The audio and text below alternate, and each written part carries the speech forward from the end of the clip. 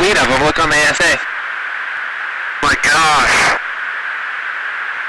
They're all going against the wind. The wind's 120 knots from the west. Look at that thing, dude.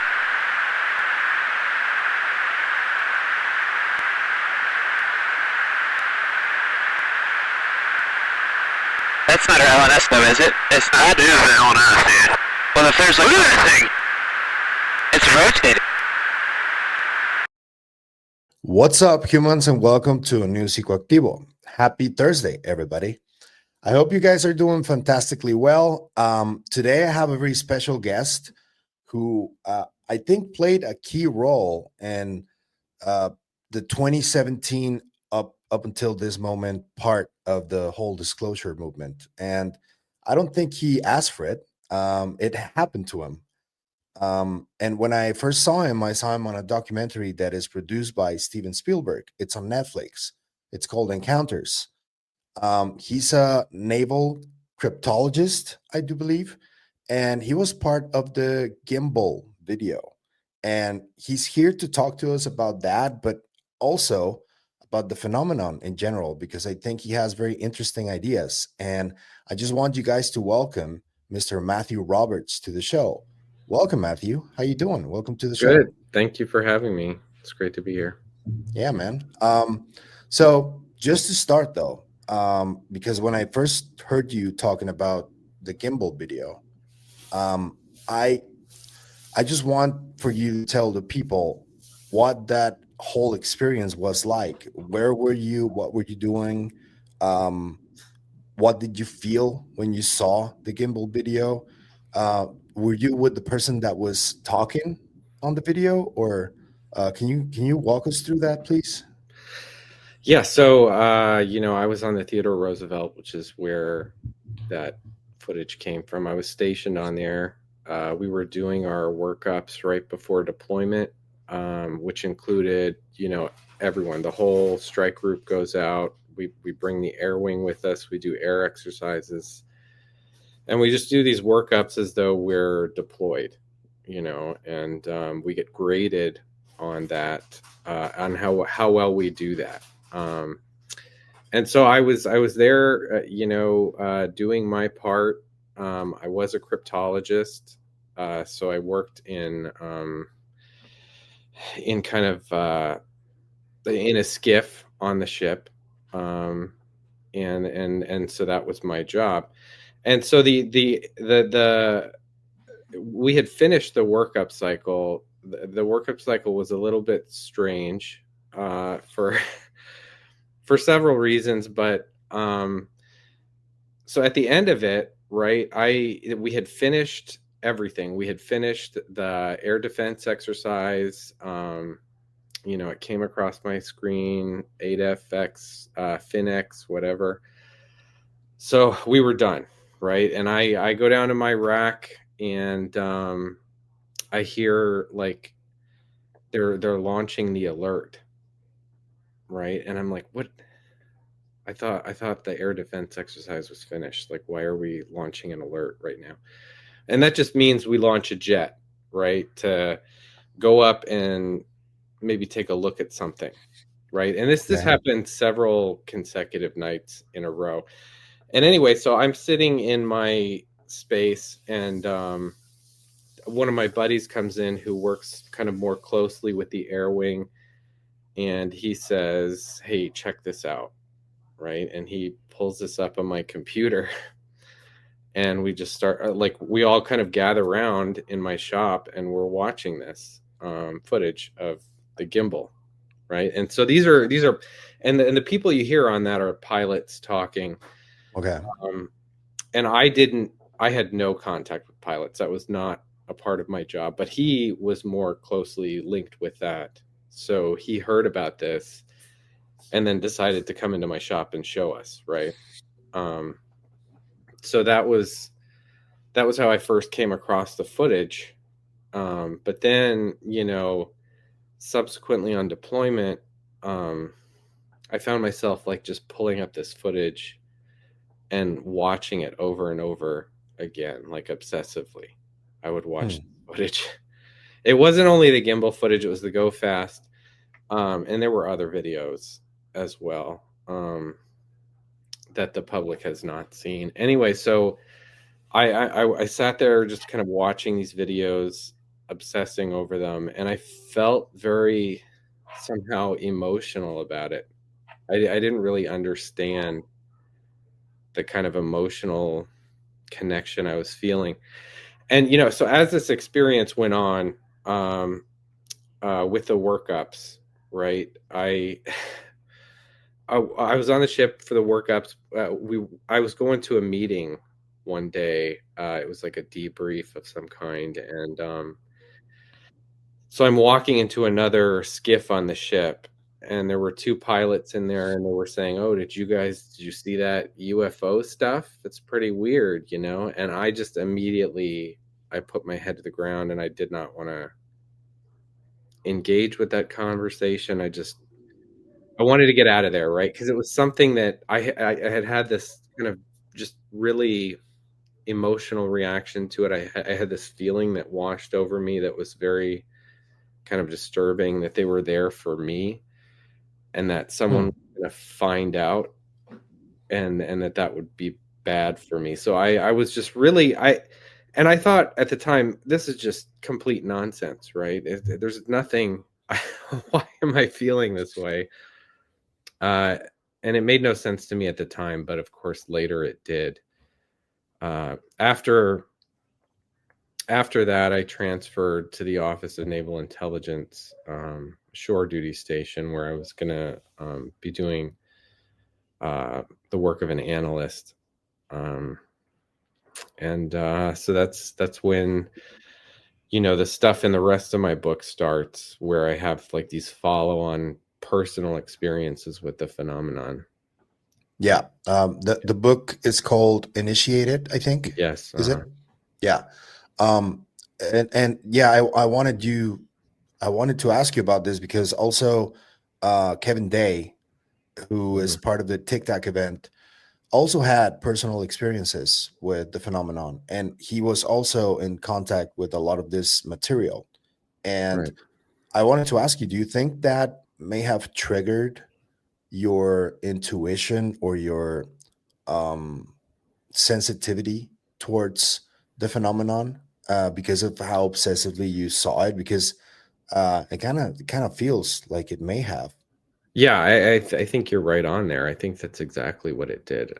I at the time I was sitting there having this emotional reaction to it that I didn't understand, and I was just like, this is nonsense, right? Like, why am I feeling emotional about this? But I think it was really because, you know, to be honest, this wasn't the first time I had seen this stuff, right? I feel like, and I realized this much later, that there were things in my childhood that were just very strange, and not the kinds of experiences that most people have, you know. And so I started to put things together in that way. And so I feel like, you know, it kind of brought that stuff up in a way, but it didn't. I don't know if that makes any sense. It was like I knew something about this, but I didn't really know what that was that I knew about it, right? Yeah, that's why I said intuition. Yeah, yeah, yeah, Um, exactly. I think for just to give you a little example, though, the work Dr. Gary Nolan has been doing in the brain, Yeah. where the cauda putamen, there's a little tissue there that kind of seems like it's growing within people that have these experiences. I think that is one of the clues for us, and I do think that it's intimately linked and connected to the phenomenon, our brains and our intuition. And you said in that episode on encounters, you said that the answers lie within the realm of the humanities, psychology, religious studies, and philosophy. And I thought that was a really interesting statement the very first time I heard you say it, because I do agree. But would you like to expand on that a little bit more on each of those? Why do you think that's where we should be looking at? Yeah, and I've said a little bit of this in some, chains on X, if you want to go back. And I've said, and I do like spaces on X where I'll speak about things like this. But what I mean by that is that like this is just kind of like the cutting edge of human evolution that we're looking at here. And so if you wanted to understand what the cutting edge of human evolution looks like, you would have to kind of go back through history and say, well, what have people been saying about this? What have people been saying? How have they described the phenomenon in the past, right? If this is in fact ancient. And, based on my experiences, I came to understand that it is, and so my whole thing about this is that none of this is weird, right? We all believe kind of in terms of consensus reality that you have these phases throughout human development and how that happens, right? You have infancy, childhood, adolescence, and adulthood, and in each one of those there are massive shifts in perspective, in perception, in the brain. The brain, in fact, does not stop growing and changing until about the age of 39. And so all I'm asking people to do is to take a look at that and to understand that there is one more change, right, that happens, and most people don't make it there, and that this is just an evolutionary thing, right? And it's normal, and there's nothing weird about it. Right. Yeah. And so that's my whole thing about it. And so what you would do then is then go back through history and kind of look at that last change. How are people describing this, right? And how are people telling stories about it? And so that's why you'll find the answers ultimately in those studies, because those go much farther back than the study of modern science does, right? Yeah. So that's where you're going to find the answers, and that's certainly where I found them. It was really rewarding when I initially, when I heard you present yourself on that documentary. That was the first time I saw you. Mm-hmm. I was like, oh, so he's going to talk about the nuts and bolts. And then you started talking, and I was like, oh, that's not what's happening. Right. Mm-hmm. And I was really surprised, but pleasantly surprised by it, because there's not a lot of people within the military that are very vocal about this. They try to, maybe Jeff Nusitelli is one that is, but most of them try to understand it from the nuts and bolts perspective, Mm-hmm. and the science perspective. And I think they miss the opportunity to truly look at what's going on inside their heads and in front of them too. Right. When I did that video about Diana Pasolka that you shared on your X account about the Templars, you spoke about Gnosis. Right. What is Gnosis? What is that process? Well, that's why I wrote my book, because I wanted people to understand that last change, what that looks like, right, as a lived experience. And so that's kind of what I was trying to do with my book. And the thing about it is that everyone calls this high strangeness, right? Because they don't have the correct perspective to put this in. And I think that's why a lot of people honestly don't talk about it, because there's no framework in which anyone is putting this, right? And so that's why I'm trying to place this framework within the humanities, to show people that in fact this is real, and it's been going on a long time, and we can talk about it, and we can have very high level conversations about this stuff, and we shouldn't be afraid to do so, and you don't need to have a PhD to do it, right? Anybody can talk about this stuff. I didn't have to go and ask anyone's permission to discuss this stuff, only in terms of my book, right? It had to be read and cleared for release just because I had a clearance, and so I did that. But I don't even think the nuts and bolts are really the most interesting aspect of the phenomenon. I think there's a lot more what I call actionable for people. There's a lot more stuff that's actionable for people that they can put into action in their everyday lives in terms of this subject. And you're not going to get that from the scientific community. You just won't. For advice for people who are looking into this and are curious, what type of literature would you point them towards if they wanted to look into this, that you went through, that you think, oh, this is very useful, and you used for yourself? Yeah, well, I talk a lot about Jungian psychology, and in particular, there was one author who was a Jungian analyst by the name of Dr. Robert Moore, who wrote several books that were all about this. And in fact, that's why I called my book Initiated, because it wasn't until the end that I fully understood what was happening to me, right? And in the end, I ended up reading this book by him that was called The Archetype of Initiation, right? And then I was like, oh my gosh, that's what this was, you know?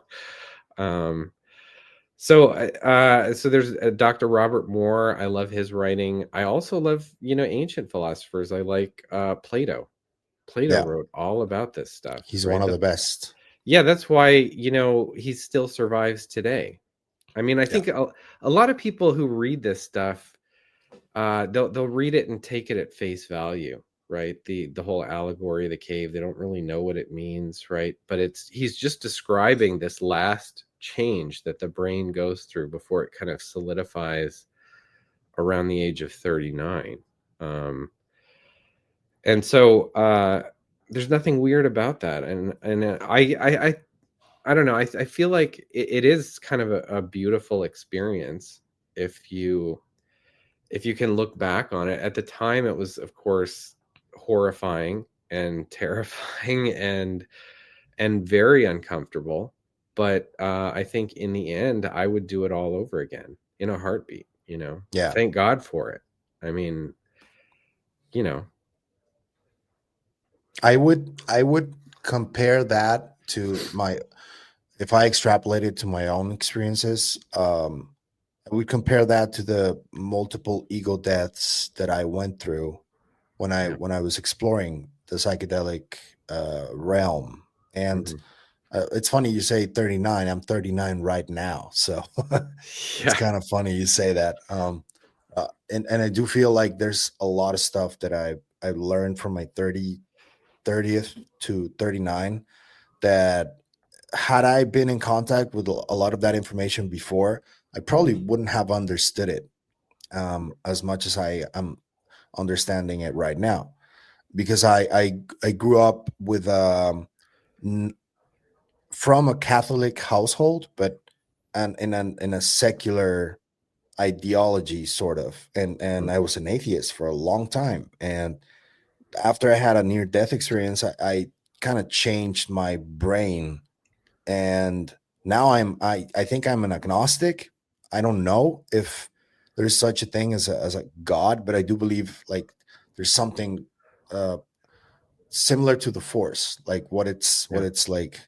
um what do you think about that whole notion, and how do you see religion? What do you think the role that it played throughout history in order to understand these things that cannot be explained easily? Because I think that's what it was, right? But Yeah. what's Yeah. your overview on that?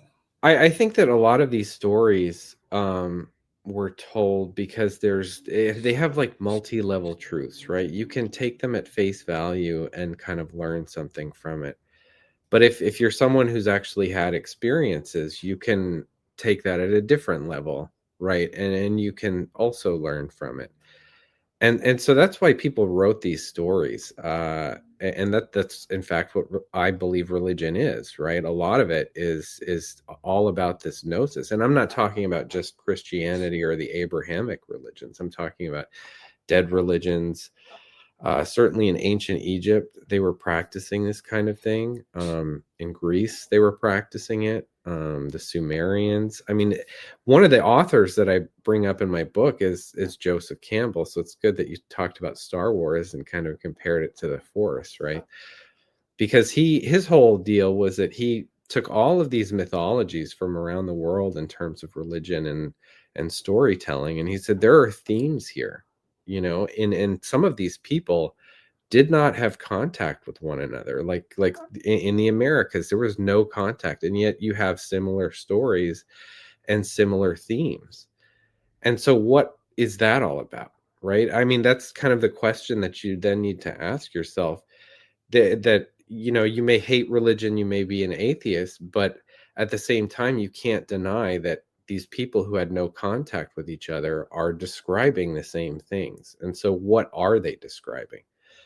Right? And so Joseph Campbell actually, and I would encourage listeners and people who are kind of curious about this to watch his interview with Bill Moyers. He did an interview at Skywalker Ranch, right? Because he was a key player in making Star Wars what it was, right? Joseph Campbell. And he did this through this whole idea of the hero's journey, this monomyth, as he calls it, that is out there in cultures all over the world. It's the same story, and he's just taken those pieces and put them together into this idea that, okay, these are all of the themes that are common in all of these stories, right? And so why is that? Obviously, I think he knew. And if you watch the interview with him and Bill Moyers just before he passed away, you could, that really comes through, that he really understood this stuff and what it meant. Yeah. I wanted to ask you about your experience a little bit more because back then, millennia ago, people had these experiences, and some of them they considered negative, some of them they considered positive.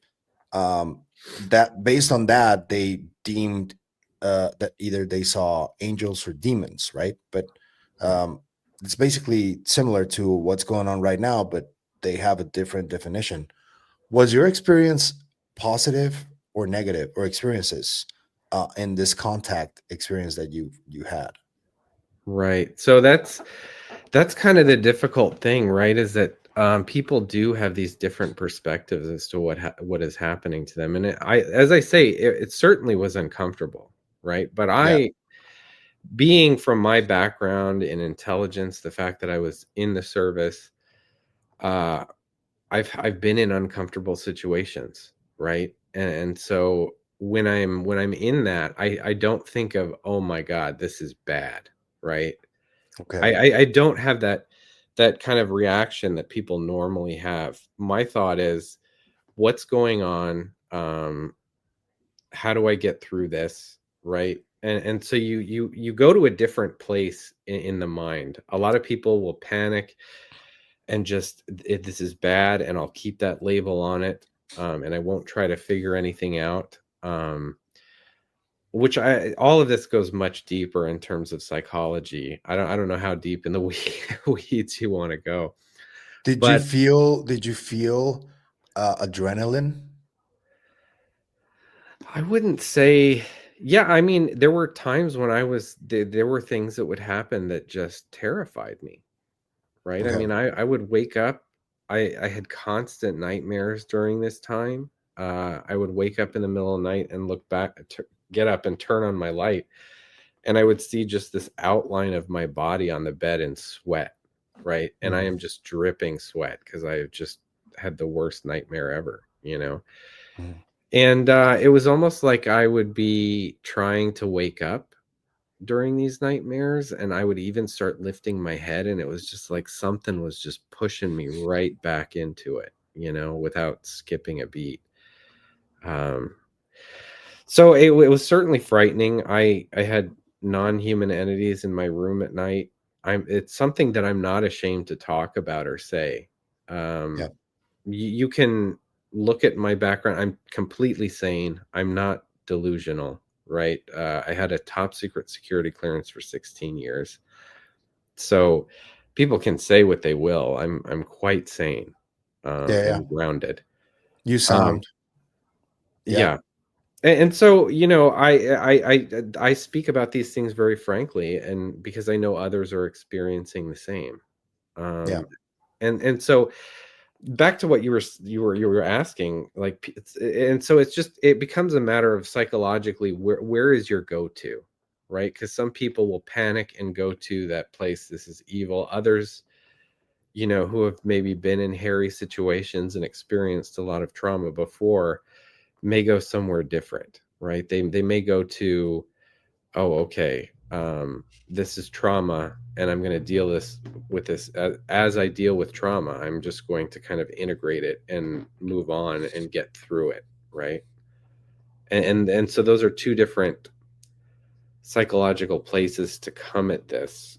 And I think though that there are quite a few people out there that, you know, they will get stuck in that this is evil, this is satanic. And in fact, you know, after that Netflix interview, I saw there was a podcast, like a Christian podcast, right? And they talked for hours about how, you know, I was in league with the devil and didn't know it, and how unfortunate that is. And I just, you know, so people view this differently, you know, and Yeah. it just depends on how you come at life, really. Yeah. I love that answer. Are we talking shadow beings or the classic gray? What did you see physically?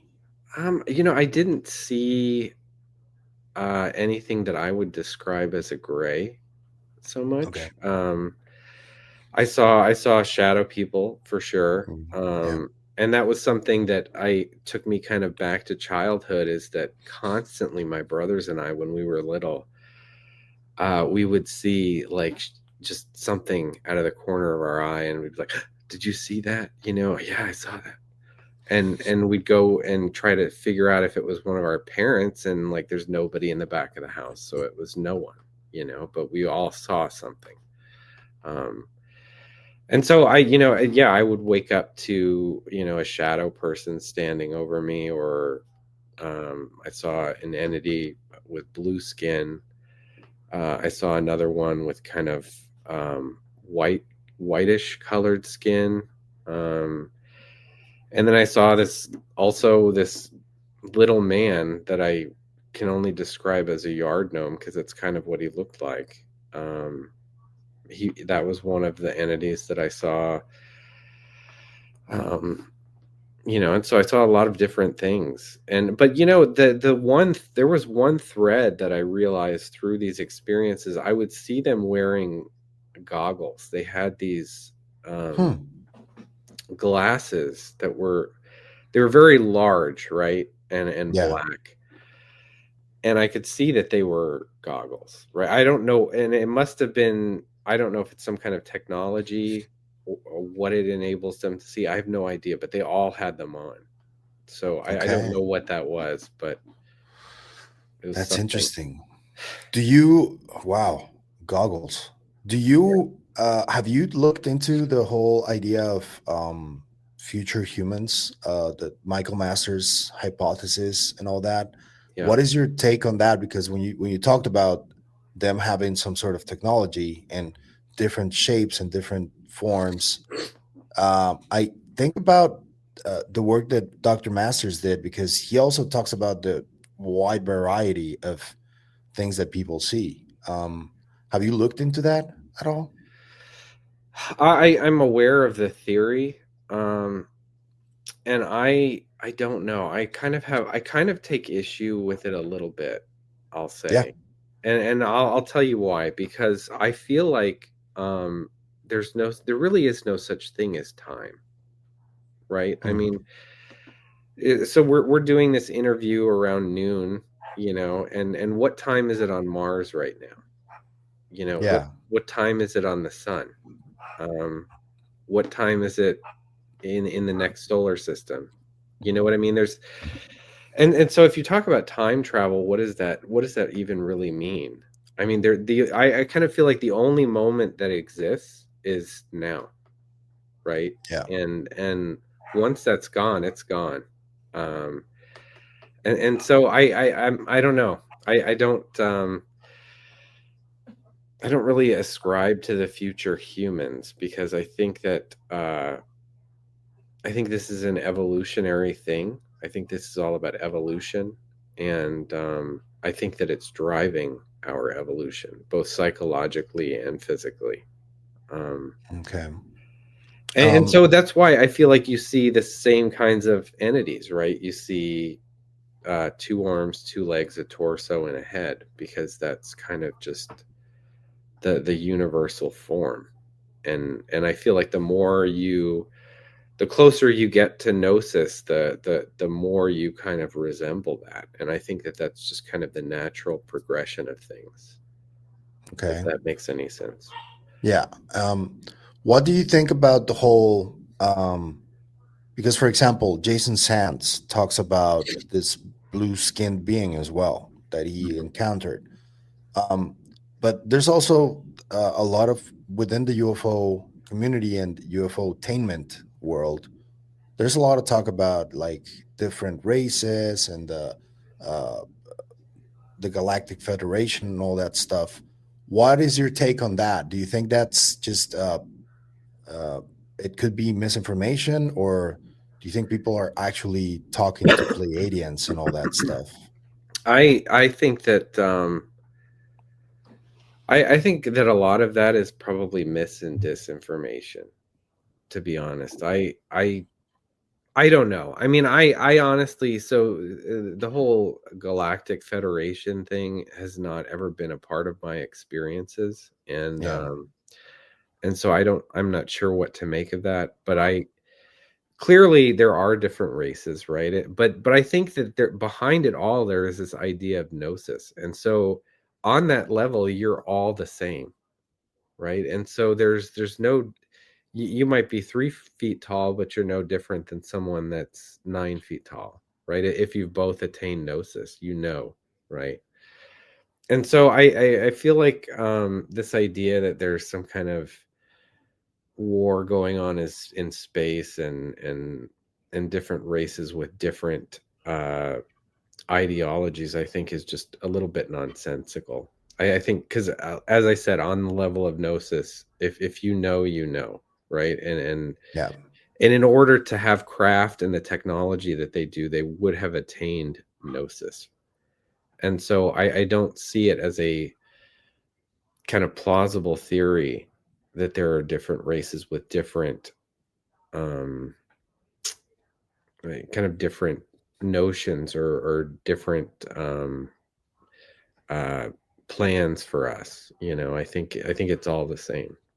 You talk about this in order to attain craft, you need Gnosis. Does Yeah. that mean that there's a level of consciousness maturity that we need to reach in order to handle this type of tech? Is that what you mean, or Oh is part yeah, of it? absolutely. I mean, 100%.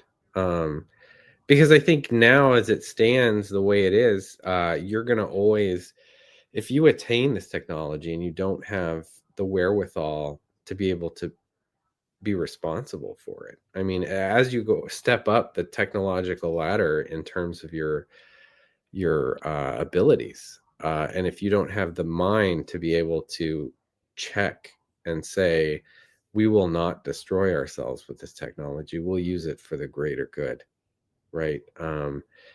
If you can't do that, you're always going to destroy yourself in the end. It may take some time, but you'll always do that. And Are- and so that's why I kind of describe it as this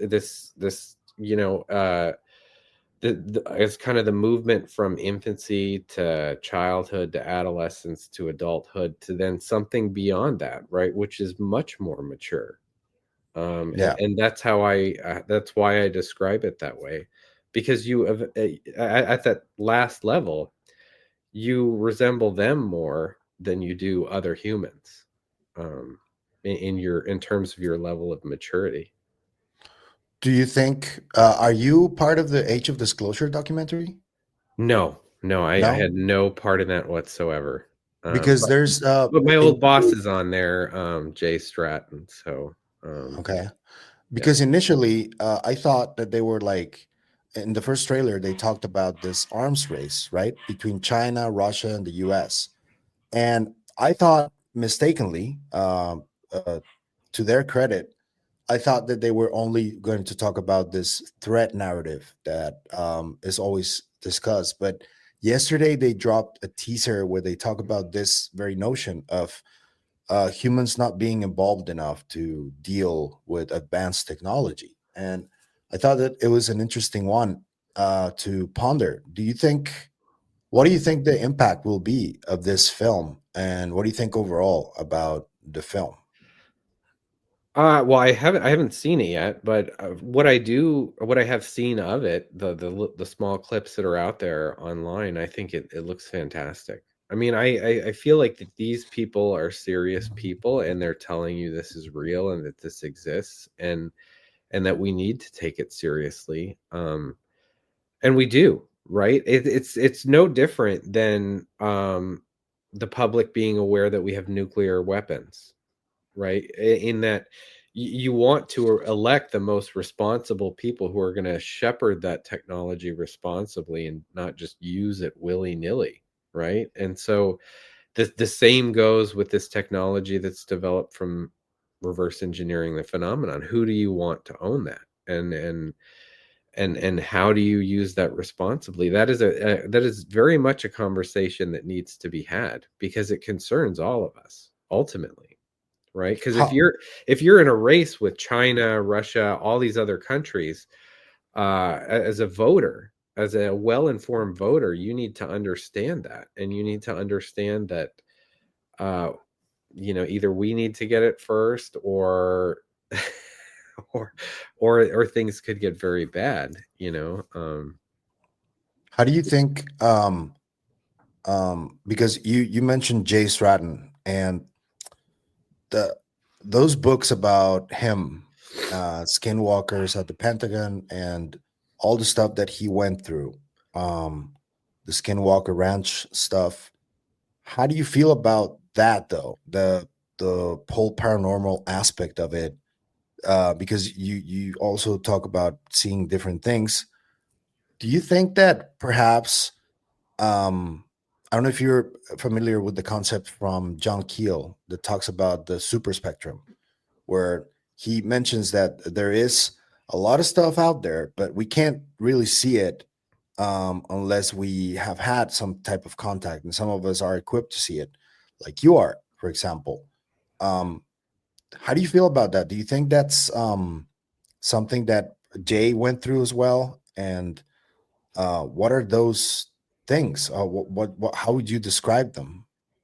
Yeah, so I mean I get that, and I understand, and I certainly experience things that would be considered paranormal. But Yeah. I think that if so there are several authors that can kind of put this paranormal stuff into perspective, and they do it very well. I think one of those is William Walker Atkinson, uh who was, I consider him a philosopher. A lot of people maybe don't. A lot of people consider him a crank, because he does talk about the paranormal. Um, but my perspective on that stuff is that yes, it's there, and yes, it's real, but what is it really telling you, right? And I understand that Jay has had some experiences that he talks about. Um, and I think that a lot of these things, in my view, are kind of interpretive, right? In other, or symbolic. And I certainly found that in my experiences, a lot of those things were symbolic of something else, right? And that's what they do in storytelling throughout history, right? A lot of these things that they'll talk about are symbolic. Just as we discussed with that clip, right? What is the what is the symbology of the crucifixion of Christ, right? And so you really have to understand symbology, and that how one thing can represent another. And they aren't the connection there isn't exactly obvious, but it is there. And so that's how I kind of view the paranormal, as being a part of this. A lot of it is interpretive when things happen, right? Okay. What do you think about the whole movement in terms of the whistleblowers that are coming forward? Have you ever been asked to testify? What is your take on the whole control disclosure aspect of this? My whole take on it, I think, is that the hope is that people will, what they need to do first is just to understand that it's real, that it's a thing, right? That it is a tangible thing in this world. And so once you understand that, then it opens the floodgates to a whole lot of other things, right? And so that's where you'll have people who talk about philosophy, they talk about history, they'll weigh in on this, and there'll be all of this weighing in, and eventually, hopefully, we would end up at a point where people have kind of a better grasp on what's happening. So I think that's the idea behind controlled disclosure. But in fact, I kind of feel like there's no, I don't feel like there's any such thing as controlled disclosure. It's always, in my experience, it was very chaotic, right? Yeah.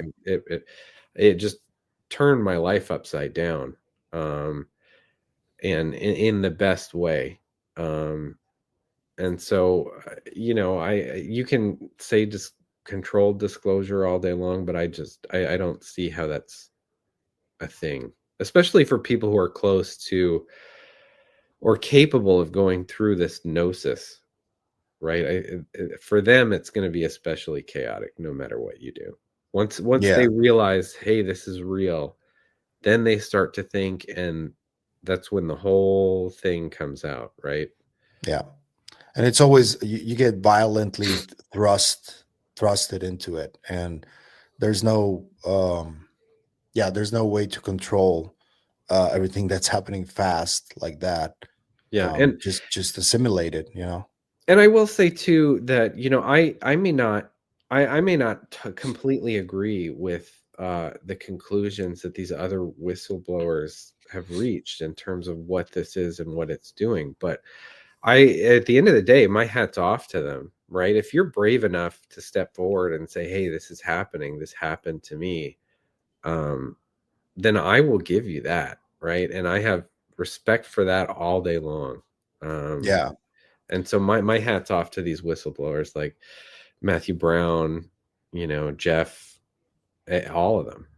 Were you ever harassed, or like did anybody from the government approach you for talking about this and tell you, hey, shut up? No, I mean, I don't know. I mean, I won't say no completely, but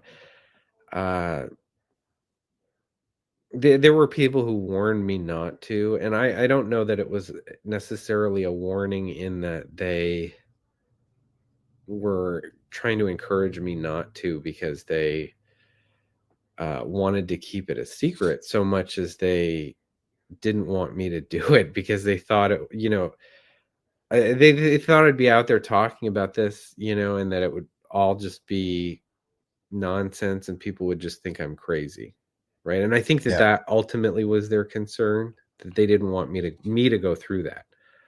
But I honestly don't care.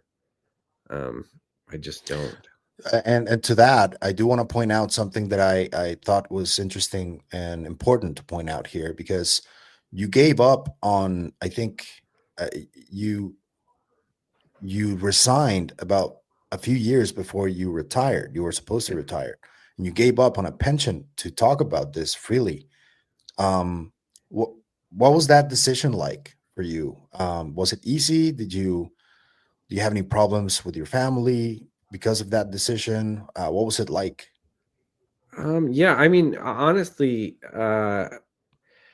in talking about this, I have lost friends, um, but I don't really mind that, because if you can't listen to what I'm telling you and know that I'm a serious person and that I'm not crazy, then we weren't really friends to begin with, right? I mean, so goodbye, But so there have been people who have left my life, but I don't regret that. Um, and let's see. So I mean, and I did give up a pension, but at the same time, like I talk in my book about how, you know, I've got rental properties, I've got other sources of income. So it's not, I like, it would be good to have, right? It would be Yeah. extra money, but I didn't need it, right? Yeah. So for me, it was kind of an easy decision to make. I was just like, oh, well, I'll get out and I'm going to talk about this, and I'm going to do it because no one else is, right? Because people need to know that this is real, and that if you're seeing things, it doesn't mean that you're just crazy, right? I wanted to be someone who could, and a lot of people have told me about this, about my book. They say they use it as like a tool. They'll give it to their families and be like, hey, this is what I went through, Yeah. and I can't articulate that, but it's here in this book. So if you want to understand it, this is it. Right? Yeah. And when you talk about like feeling um, that you're not crazy, I went through an experience that for the longest time I thought I was. Yeah. I've had my fair share of experiences too that I cannot explain. Um, and when I started looking into this more deeply, which was in 2019, I realized that maybe I'm not. Right. And as I started hearing people like you, Dan Sherman is like a big one that I just saw recently. Harold Malmgren, all of these people. It just reassures that yeah, it's a real, very real thing that we still don't fully understand, but we're trying to. Right. Switching gears a little bit, because I do want to ask you about this and your perspective on it. Uh, Speaking of Dan Sherman, there's recently there's been more conversation about genetics and our DNA and ancient history and how we may have been tampered with at a certain point in time. Have you looked into that at all? What is your perspective on it? And then I'm going to ask you about a certain article that came out in Italy about this project, Preserve Destiny. Yeah. Have you looked into that? I have not. But you know, it honestly, it wouldn't surprise me either way. My take on this is that there's kind of two options with that, because you look at other life forms on Earth. A mosquito 250 million years ago is still a mosquito today, right? It hasn't really changed that much. And yet here we are as humans, we have changed immensely in just 5 million years. I mean, the Yeah. change has been extraordinary. It's unlike anything else on the planet, right? And so there's something there, right? And I don't know if it's as you develop your psychology, you begin changing in these ways, or if, you know, we've been messed with genetically. I could see that going either way. I don't really know the answer to that, but I think it's worthy of study for sure. Yeah. What we do know for sure is that this guy's theory of evolution Uh-huh. does not apply to humans. That's Darwin right there. I haven't grounded because of what he did to humans. He thinks it applies to them. So it's just a little game I have. He's always Mhm. going to be there listening to me blasphemy about evolution. So, Right. Right. um, yeah, I wanted to ask you about this whole Jesus Christ notion because Mhm. I've been attacked so much when I talk about religion and when I talk about Jesus, and because I have a very particular idea of what he was. And um, I think that he was an initiated person, Yeah. just a man who understood this concept of gnosis before a lot of people. I know also that there are others who have gone through this. Siddhartha Gautama, Mhm. the Buddha, I think he went through this. Um, what do you think Jesus would like think of how people have used his name over millennia? Oh, if I would think he would be horrified by it, to be honest. I mean, because it's been used to justify all kinds of atrocities over the years, you know, and it's been horrible. So I think if you were to interview him on this show, he would be horrified by what's happening to be honest, because I'm horrified by what's happening. Right. Yeah. Right. I mean, I think you are as well. But I don't, and I think that, Jesus being crucified, as I said in that thread, is just symbolic of the idea of gnosis. And the thing that really tells me that is, when someone takes mercy on him and they spear him in the side. When they do that, where do they spear him? They spear him in the liver, right? And the Oh yeah. liver, there's all kinds of mythology about the liver, right? The Greeks had it. It's there in Christianity. In antiquity, they thought it was the seat of human emotion, because it's the only organ in the body that you can cut away and it'll grow back, right? And so within this idea of gnosis, there's those same kinds of ideas that once you hit gnosis, you have to really watch yourself, because you'll grow back into those old ways. And so lancing the liver is just saying that you're lancing this concept of human emotion and the way that you felt before, and that those things die. Yeah. And you become reborn.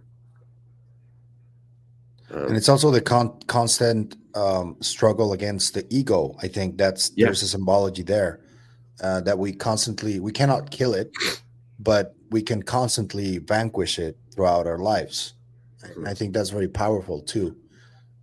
We also don't know what type of ancient pharmacology was going on at the time. We also don't know whether anybody in the surroundings of Jesus was doing any type of substances or anything, right?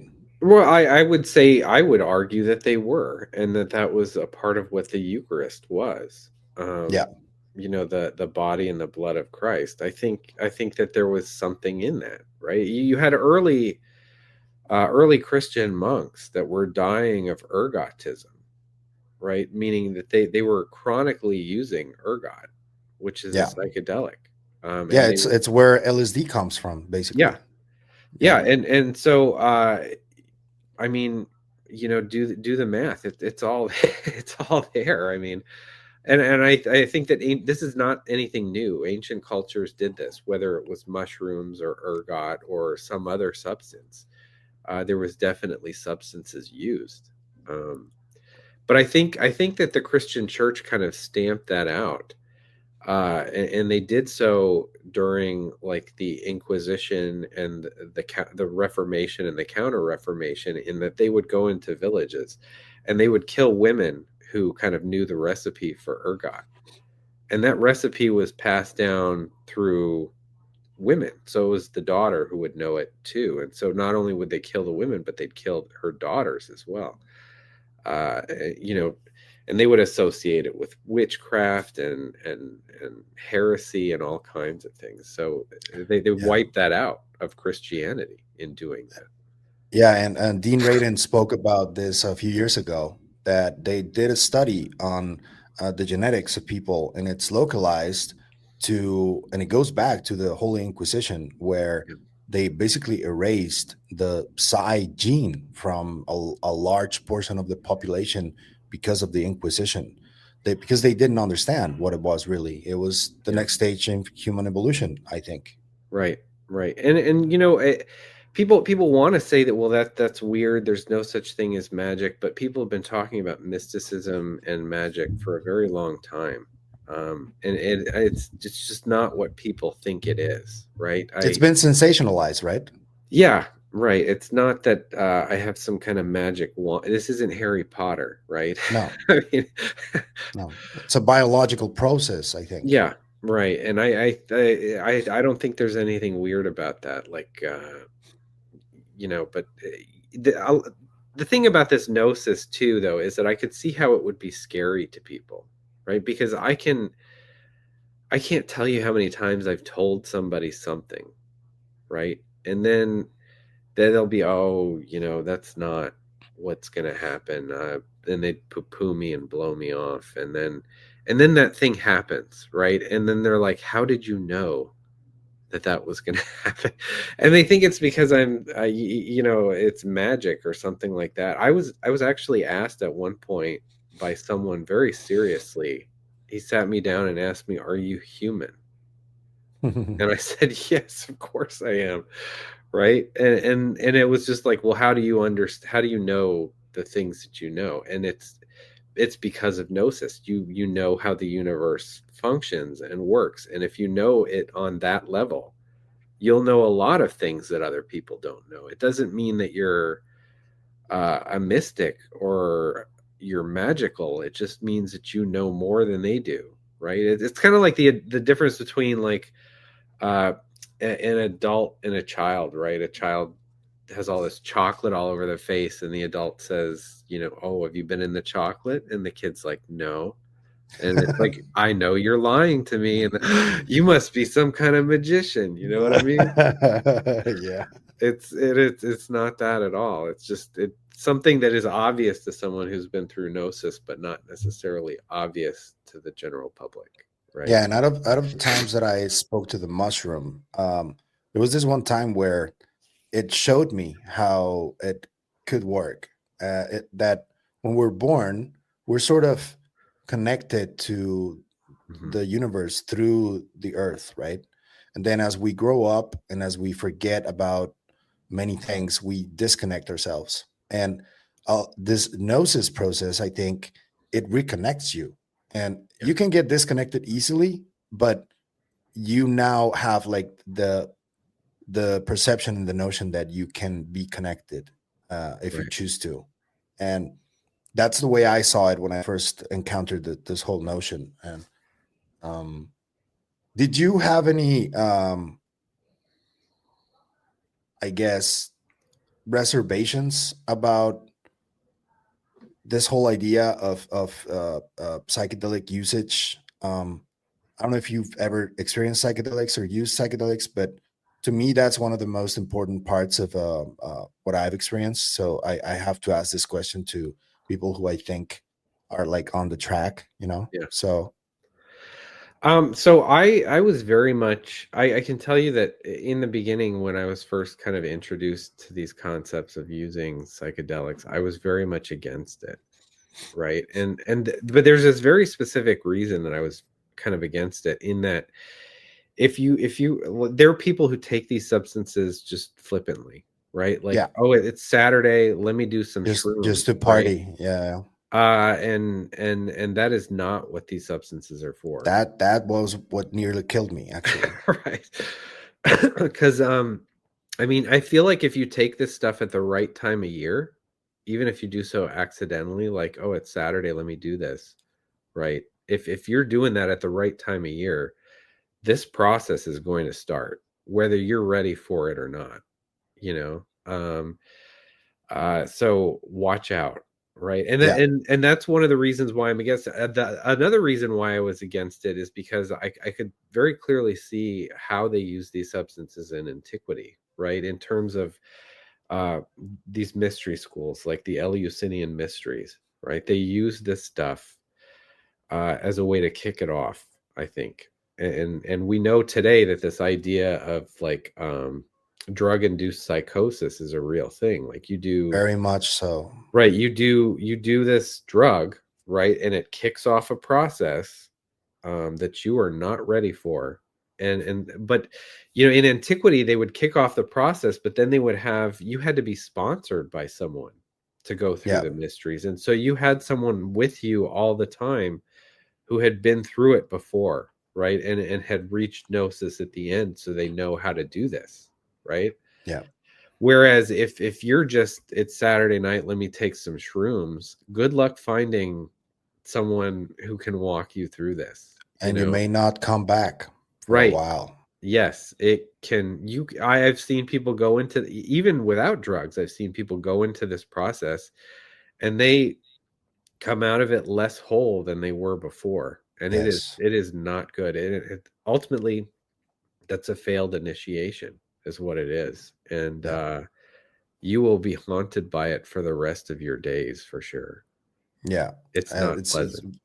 and it's not for everyone yet. You know, Right. that thing you said about the being 39 years old, for psychedelics, I think it's 25 should be the limit. I think Right. because that's like where your discernment starts to get a little bit less blurry. Yeah. Uh, Mhm. but the whole gnosis process, 39 sounds about right. I'm gonna tell you. Right. And uh, I will say too that if you read kind of ancient philosophy, there are philosophers who will talk about going through this process, and that if someone is like 21 and they've said that they've been through it, that they would really kind of doubt that, because it usually happens from like in the 30s, right? yeah, 30s to late 30s, maybe early 40s is where you really see this. yeah, yeah. Okay. I wanted to ask you about before we leave because we're closing in. Um, I think that humanity right now is sort of like at a crossroads. Um, Yeah. we can either, because the singularity seems to be approaching, both the technological one and other types of singularities. I think we're reaching a point of convergence, right? So, do you think we would be ready if it happens soon? And if not, what do you think needs to happen in order to be ready for it? If because if it doesn't happen, I think we would get a reset, right? Yeah. I mean, I think if you're not ready for it, you'll get a reset. And the way that that'll happen is that as you develop technologically, right, there has to be a lower tolerance for the level of nonsense you're going to tolerate in society psychologically, right? Because as your level of technology grows, it takes fewer and fewer people who are having a bad day to really affect everything, right? Like, oh, I'm having a shit day, I'm gonna create this virus that's going to destroy all of this technology, right? Because I'm pissed, right? Right. And so you end up destroying things that are really helpful to people, um, at the end of the day. And that's how the reset will go.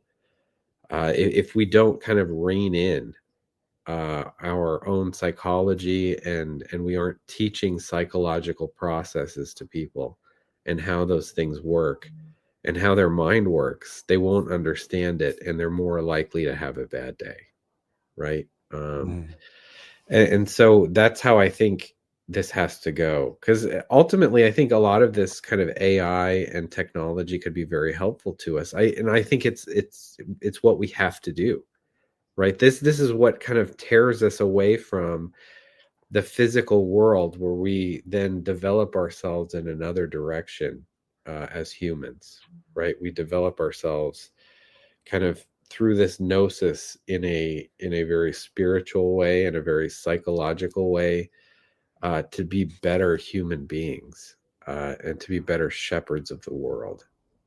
yeah, Not only for us, but whoever comes after us. I think, because yeah, I think that's how this happens. I think we will eventually leave this place because it's not for us anymore, um, and it becomes the place where, I don't know, chimpanzees maybe are the next thing. yeah. I don't know, I, but I, I think that that's what technology is all about. It's about pulling us out of the physical world and getting us to develop in other ways, because we yeah, don't have to worry about where is our next meal coming from, because you can automate and apply AI to those processes, and a human hand doesn't need to be in there anywhere. We yeah. don't have to work anymore. So, in order for people to become more aware that this is real, unfortunately, there's a lot of them that do need to see proof and that do need to see like some sort of a video or like actual contact with something that is. I think it's more difficult because of the lack of gnosis that they have. You were part of the task force, and you told me that you saw other videos.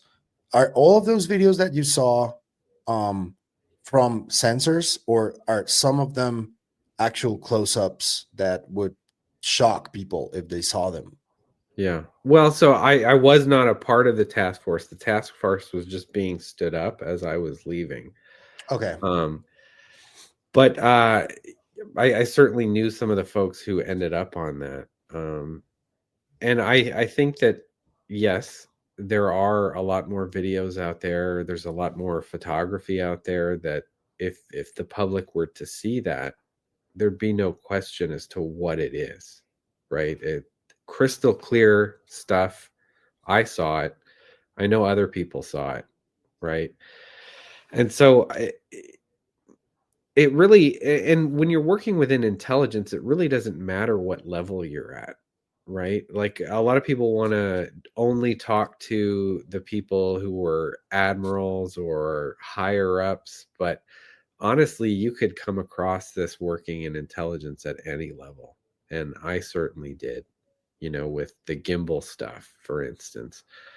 But then I certainly saw more when I got to O&I. And it kind of got around that because I was, putting my book up the chain. And so it kind of got around that, hey, this guy is talking about this stuff. And so I would have people who would come to me with things that they found, and they would be like, what do you think this is? What is that? And I'd be like, well, I think you know what that is, but yeah, I like, I don't understand why. I guess I do understand. I don't know. People talk about, we got to expose this reverse engineering program, and certainly I think that that stuff should be brought into the public. But I think there are enough videos out there just among regular intelligence people that they've seen, and not only videos but photographs that, as I said, that are crystal clear that people can see, and there'd be no doubt, right? And if it's coming from, behind closed doors, then that there hasn't been AI applied to it, although some people would probably, there's always people who are going to doubt whatever you're showing them. Yeah. So, but I all that stuff is important. We need to get it all out there, and people need to see it. Where do you stand on the debate of whether we successfully reverse engineered stuff or we didn't? Because it's a debate right now. There's a lot of people that say that we didn't, people who would know maybe. But where do you stand on it? Do you think we did? Honestly, I think we did. I really do. And that's kind of, it's kind of disturbing, right? Because if you think about it, that stuff could have helped in so many different situations, and yet we didn't use it because keeping it a secret is worth more than human life, right? And I think that that's tragic, and I don't know. It's very disturbing. The thing is, there are credible people that have been out there talking about this kind of stuff, things that they've seen around Area 51, pilots, stuff like that. People have no reason to lie, right? Yeah, no. Particularly a pilot, right? Because if you tell the public as a pilot you're seeing things, there goes your livelihood, right? So why would you do it unless it really happened? And so I really do feel we probably have maybe some technology that we're not sharing with people, and we're not letting them know that we have it, unfortunately. Yeah. It is terrifying. I have one last question from my friends at Living Life Consciously before I let you go. Okay. That I do ask all my guests. What is your biggest hope for the future of humanity? My biggest hope is just that we can all eventually reach Gnosis. I don't think it's going to happen in my lifetime. I think if you're a baby today, it's probably not even going to happen in their lifetime. But I'm hopeful for the future at some point. I think at some point it will happen, and I think that'll be a great thing. And that's what I'm hopeful for ultimately at the end of the day. So That's that when we, we're gonna be ready to depart to the stars, maybe. yes, exactly. I mean, that opens the doors to all kinds of just new things that are just out of this world, right? Thank you. Matthew, I hope we can do this again sometime. I really, really enjoyed talking to you. Uh, where can people find you if they wanted to be in contact with you? You can find me on X, and just message me, in one of my comments, and I don't have a problem reaching out to people. I usually make myself pretty available. So, What's your handle on X? what is it? UAP philosophy, I Okay, think. I'll leave it in the description. Yeah, And where can people find your book? it's on Amazon. I had to self-publish, right, because I couldn't really find a publisher, but it's on I'll leave, Amazon and I'll leave it available. in the description as well so people can find it. Matthew, thank you so much. Hopefully we can do this again sometime, if Yeah, that's okay with you. yeah, I really absolutely. enjoyed it. Yeah, Yeah. And thank you, people. You know what to do. Like and subscribe, and I'll talk to you soon, Matthew. Have a thank you. good day. All right, you Right. too. All All right. right, bye-bye.